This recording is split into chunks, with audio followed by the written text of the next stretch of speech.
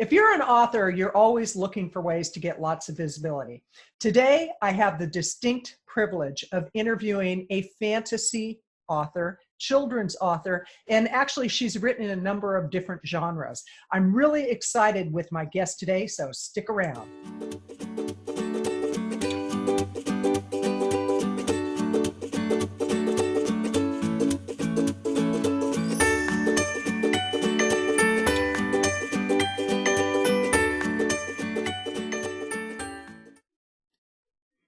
Hi, this is Kathleen Gage with Power Up for Profits, and I am thrilled today to introduce you to Luthie West. And I have an assistant I always have by my side. This is my assistant, because if I don't have it, I might miss something.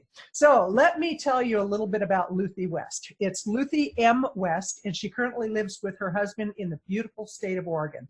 And I can tell you, it is a beautiful state. I live here too. Luthie grew up in a big family, but being the second of 7 children. She has 2.5 adult children of her own who learned to read beginning at the age of 2 years old. Luthie graduated from the Institute of Children's Literature decades before their internet presence. She has been a teacher, a performer, and has garnered a variety of other occupations as well.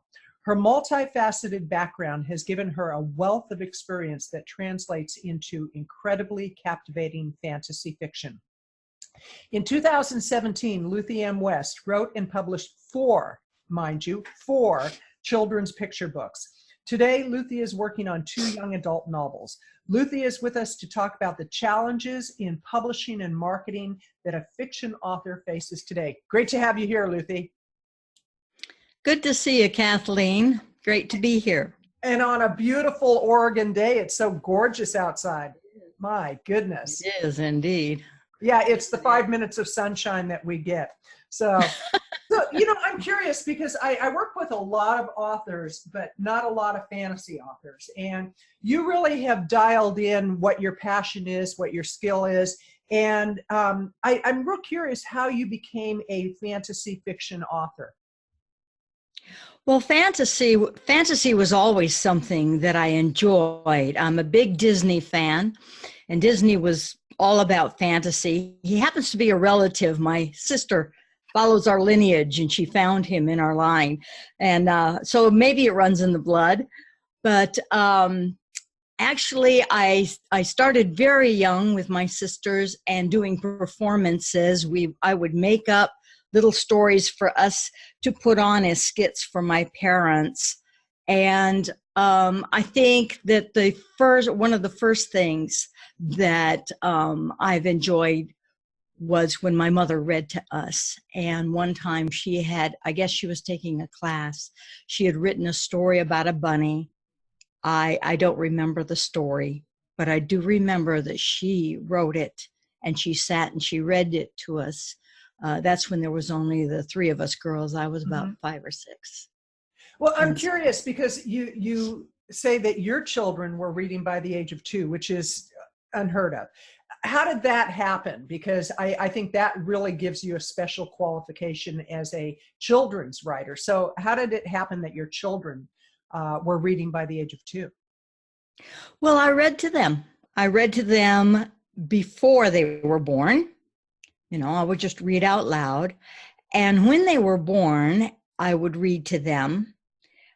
And as they were toddlers, by the time they were able to sit in my lap and I would hold the book in front of them and they would pat the book and whatever while I was trying to read, when they got to an age like a year or year and a half, somewhere in there, I started pointing out the fact that, there were words because I would point to them as I read.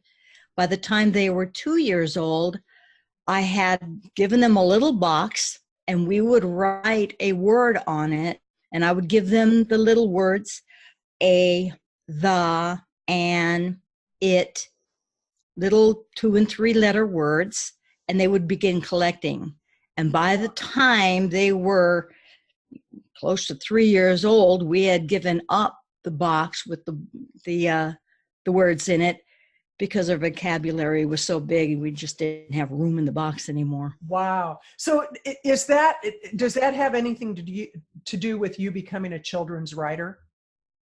Not really, Okay. How did that because happen? I was very much into writing young adult Mhm. fantasy fiction, very much a fantasy fiction writer. And my upbringing, I was quite religious, and my grandmother, for one, who was would take care of us when we were growing up, was always telling me how I didn't want to write evil characters because they in order to write one, I had to think like one. I Ooh. didn't think that that was right. I just had to know what I didn't want to have happen and then have somebody do that to somebody. But I was very discouraged from using fantasy, from using magic as a means to manipulate anything. So with all of these, I thought, well, my more adult idea of fantasy had to go. I thought I could change my genre, and when I took the correspondence course from the Institute of Children's Literature, I started writing a lot of things that were. I was perfectly capable of writing them. I had the talent. I had the small, Mhm. Mhm. the short stories, and that. But I found myself just putting my writing away because even then I wanted to do fantasy. I wanted, You know, you know, you just hit on something really important, because I think a lot of times, as creatives, we know what really gets us excited. We know where our passion resides, and yet there can be a lot of outside noise from other people, whether it be our parents, ministers, teachers, saying that either, yeah, I really encourage you to get into your creative streak, or no, you can't write like that, or you can't sing, or you can't perform, or whatever it may be. But you got back into fantasy fiction, and what was that journey like, to go from being told, no, you're, as a good religious girl, you can't do that, but you said, no, no, I have to go do this. Tell us about that.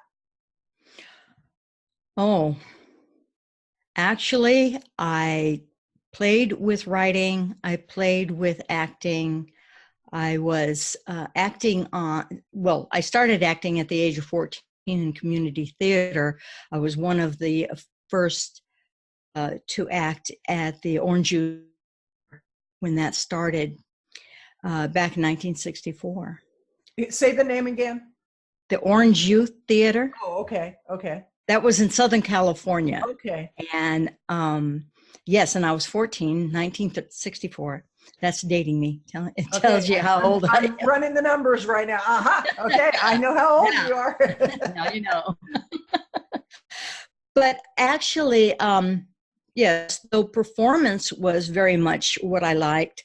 Um, I was also discouraged. It was a cute thing to tell my grandma or my parents that I wanted to be a singer and an actor when I was 5. When I was 14 and I said, I want to do this as a living, it I was like, oh, no, no, you don't want to do that. Actors and that you read about it all the time. They live such immoral lives. And of course, I wanted to be a good girl. Huh. So it was almost, I always felt like, maybe I'm committing some kind of mortal sin every time. My stories ended up where my music ended up, pretty much in some drawer in my dresser. And I put aside, even after graduating from the Institute of Children's Literature, I put my writing aside for 36 years. I went out and taught English instead. Wow. So how did you get back into it? What was the catalyst for you saying, okay, I have to do this? In late 2005, early 2006, maybe it was, yes. My son, well, Hurricane Katrina hit Texas. Okay. Thank you, Hurricane Katrina. My son lived in Texas. He came up to live with me. And Ah, he convinced me to play the game Neverwinter Nights. And I said, well, you know, if I did that, my character would have to maybe kill and that would be just terrible. He promised me, no, he was a game master there. And he, as long as I had this bard, I made this bard and went into this party situation, I wouldn't have to have him kill anything. And the idea is for me to get comfortable with my characters doing what I would not do, and understanding that I was right all along. I don't have to be bad to write both the good and the bad. And so through this gameplay, I actually freed myself to write fantasy, because I was living virtually through my characters, various fantasies. Wow. And I had characters who told stories right off the top of her head or his head. Uh-huh. And that's where I managed to get some of the stories some of these, and as a matter of fact, that I've written. And name the titles of your books back there. These here, my first book was Cat Soup. Mm-hmm. This one here. And this is Tic Tac and the Raven. Over there at the end, if you can see it right there, is called The Bully Frog. And then between them is Layla's Magic Brush. And the first, and the two here and The Bully Frog were 3 stories that a character of mine made up on the spur of the moment, telling a story to an audience. So I would assume that people could go on Amazon and find your books, correct? Absolutely. Okay. Actually, they could find me there. They can just look up author. And before I forget, what's your web address? Why don't you shout out your web address? Okay. You can find me at littlecabbageheadbooks.com. That's littlecabbageheadbooks.com. Perfect. Okay. Now, when you're creating a character, when you're going to be writing a book, what's that process like for you? What is your creative process? Well, first of all, I like to find a character. I often think character first. I feel that I am character strong. Mm-hmm. And I like to take my character and put them in a situation. And sometimes they come to my mind with a situation with them. For example, Layla's Magic Brush did. Mm-hmm. I wanted to write a story. I wanted to write something. That one I did write specifically for children. Mm-hmm. And I thought, okay, what is something that children like? Well, they like art, and I am an artist. I didn't do the artwork on these because there are so many illustrations in them that I would still be working on the first one. So I hired out the illustrations, but I know enough about art. And I said, okay, what is one of the first things that an artist learns? Well, the color wheel, primary colors, secondary colors. And I thought, okay, so I want a character. And I thought of a little girl whose magic brush is going to be able to use these primary colors to paint anything. Huh. And all of a sudden, I put her in that situation where she wants to paint a picture, and the next thing I know, the story just came out. Wow, that's fascinating. Because, you know, honestly, I can't write fantasy fiction or children's books to save my life. I mean, if my life depended on it, I'd probably be dead by now. But one thing I do know is I do know about marketing books. And I know that oftentimes fantasy and fiction writers and children book writers, there are certain challenges that come with finding publishers and marketing. What would you say are some of the challenges that you as an author, or the people that you know that write in the same genre, that they deal with, first of all, in finding a publisher and then in marketing the books? Well, finding a publisher is difficult enough. First of all, you have to find a publisher that is actually going to publish your genre, not just your genre, your style of writing, because there are many fiction. There are many publishers out there who will publish fiction. Not all of them, mm-hmm. but there are many who will. And there are many who will publish fantasy fiction or children's fiction or young adult fiction. Mm-hmm. So you have those particular genres and niches, that breakdown there. And then you have to think about, okay, I write something that is not, for example, if you were to read the first two of these, Tic Tac and Raven and Cat Soup, they're not really written. If I were to try to send them to a publisher that publishes children's books, they would say, oh, there's too many words in here. And these words are not geared towards, so if they were looking for children's literature, the only thing I had to offer them is Layla's Magic Brush, because that was deliberately written. It was written the right size. It was written in the right way, focused for children. The other stories children love, and they love to be read to, but these are also favorites of adults. So you see, publishers are, they have an idea of what kind of thing that they're looking for. And they do their best to describe that, but you have to look into the directories and you have to look them up to find out what those are. And you must read their guidelines. The second thing with publishers, a traditional publisher takes time. I sent the first book, and I wrote with a friend of mine, and we tried to find a traditional publisher. And most traditional publishers do not like simultaneous submissions, which means you have to do them one publisher at a time. Yeah. And you can wait a long time to hear back from a publisher one way or the other. You can wait 3 months is what we did. Oh my gosh. To be refused. Yeah. Be refused 3 months. And so we decided to self-publish because publishing was available. And that has its own challenges. Absolutely. But what I really want to talk about, because I agree. I'm a self-published author, and with my memoir, I'm in the process of looking for a publisher, which I'm rethinking that process too. But with that being said, with your particular genre, what are some of the ways that you market yourself, and what would you say are some of the big challenges in marketing?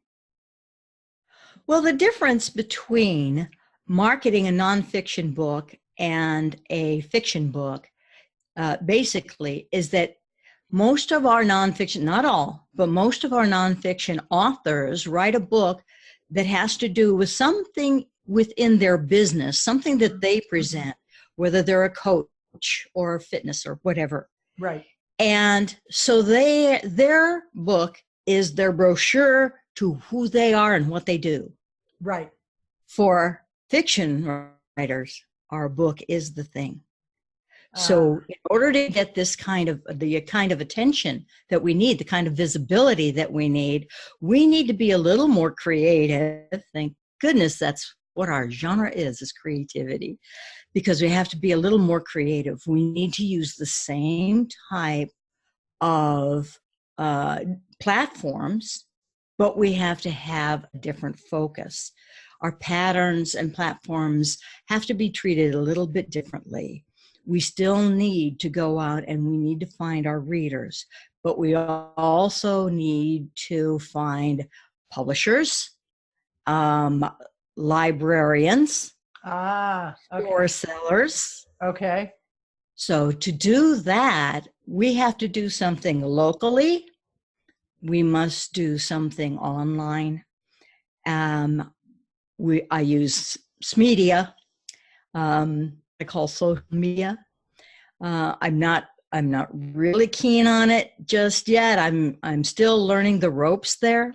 I'm learning how to use this media for getting in touch with people. So my following isn't as big. It's growing, but it's at its beginnings.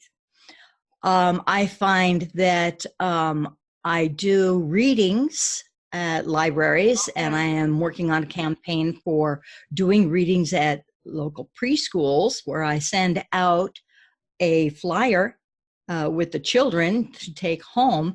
And what I'm suggesting is that their parents talk to them about the book, and if the children really like it, to ask at their library for the book, because when there's local requests for the book, the librarians know that they can loan it out and they will look for it.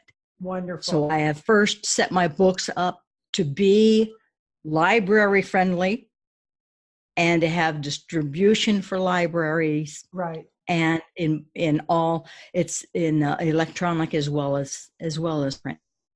So That's fascinating, because it's like a lot of that people don't even think about, like the libraries and the schools and all that. What would you say out of all the marketing that you've done has been the one that you've hit the nail on the head the best? That is like the thing that definitely gets you the results. Well, actually, because my results is a little bit slow. Like I say, I'm still beginning here. But one of the things I find myself enjoying more is this. It's a podcast. This is video, but whether it's video or audio, I find that podcasts, it does one thing for me that I know is going to be helpful. And that is my voice goes out to the people. It's quick. People listen to it. They don't have, when it's a video, they have to be watching. But when it's actually, they don't have to watch every moment. True. They really don't on this. There's going to be people that are going to be listening to this while they're, I have one woman that was telling me she listens to podcast shows while she's at the grocery store, and she listens to nutritionists that have done videos, and she's just listening so she knows what foods not to give in to temptation. So, it's like there are going to be people that are listening to this, and we want them to give into the temptation of your books for sure. Absolutely. And I know that, that I personally have a good enough presence Yes. and a strong voice for podcasting. As a matter of fact, my last podcast went so well that the producer actually gave me a call because she noticed that my LinkedIn connections were small. And she wanted me to focus more on LinkedIn because she thinks that would be really a strong media for me. And I agreed, and I went and I fixed up my profile. But in looking at it, I know I still have a learning curve with that. But she was also talking about the quality of my voice. It was so fascinating both to her and to the host that they want to encourage me to get my audio books done. And Nice. I had planned on it, but it was sort of an in the future thing. And I think I'm going to move that up. The future is now. But this is fascinating because, it's a genre that I know very little about. And I know that with a lot of fiction authors and fantasy authors and children authors I've talked to, that is their frustration. How do I reach my market? Well, what if you were to just bypass all of that and just go for the gusto on it? I mean, what a concept. What a concept.